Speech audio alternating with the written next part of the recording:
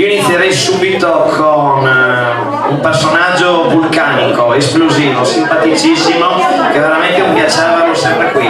Valca Monica!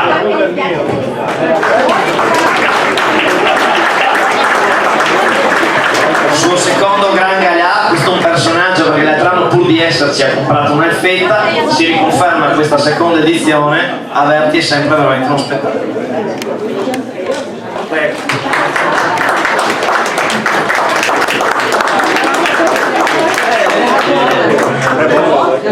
Io vorrei ringraziare questi ragazzi perché strepitosi, hanno una forza e una costanza nell'organizzazione degli eventi che è strepitosa, per cui direi un applauso per loro. Io ti ringrazio e senza i partecipanti come te noi non riusciremo a fare gran galà, veramente. Grazie ancora.